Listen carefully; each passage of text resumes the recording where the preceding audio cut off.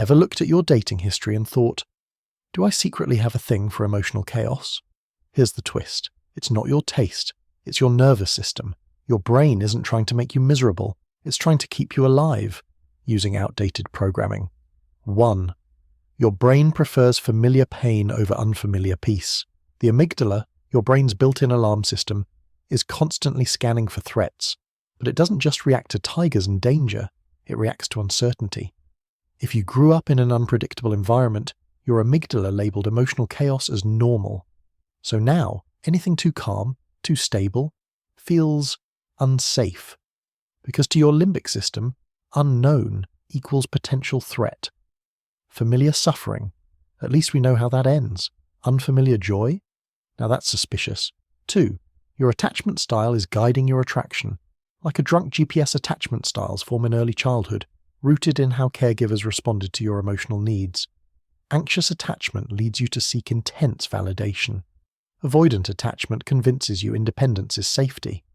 Disorganized attachment gives you the worst of both worlds. Come close, now get away. And if your brain's internal blueprint says love equals anxiety and distance, then someone secure feels off. Your prefrontal cortex may say, he's nice, but your amygdala whispers, run, too boring. 3. The trauma bond is a real biochemical loop. Toxic relationships often create intermittent reinforcement. Love, rejection, love again. Your brain responds to this unpredictability with a dopamine spike, the same reward chemical triggered by slot machines. Pair that with oxytocin, the bonding hormone, and boom, you're chemically attached to the person and the pattern. Even the pain gets wired in. Your nucleus accumbens, the part of the brain involved in reward and motivation, gets trained to chase the highs of the relationship, even if those highs are surrounded by emotional wreckage. The HPA axis keeps you addicted to stress. When you're in a toxic relationship, your hypothalamic pituitary adrenal axis goes into overdrive. Cortisol levels rise, heart rate increases, the brain prepares for emotional battle.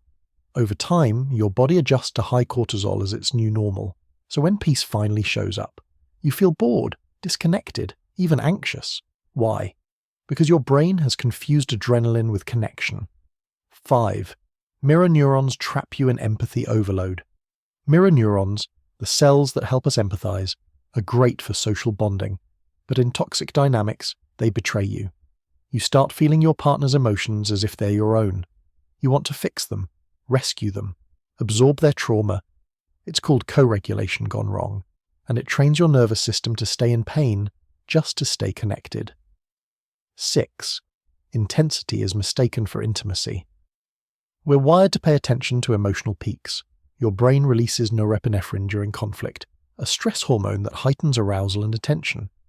Combine that with dopamine during reconciliations, and the result is emotional whiplash that feels like passion. This is your brain mistaking spike for spark. You're not in love. You're high on cortisol and craving stability from the same person who destroyed it. 7. You're not sabotaging. Your default mode network is the default mode network, DMN, is active when you're not focused on the outside world. It helps maintain your sense of self. If your internal narrative says, I'm only worthy of a love through struggle, the DMN will work against any healthy relationship that challenges that identity. You might start doubting your partner, pushing them away, or unconsciously recreating drama to feel home. 8. Yes, you can rewire this. Thanks to neuroplasticity, your brain isn't fixed. When you intentionally choose different partners, pause toxic patterns, and reframe what love looks like, you're literally laying down new neural pathways. The prefrontal cortex, responsible for reasoning and emotional regulation, can override the fear signals of the amygdala. But only with repetition. It's uncomfortable at first. Peace might feel awkward.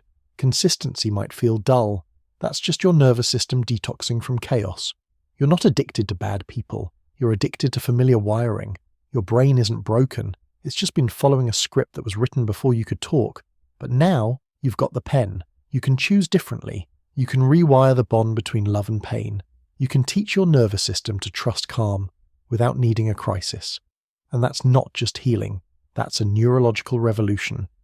If this resonated with you, subscribe to The Neural Architect We're breaking toxic patterns, one synapse at a time.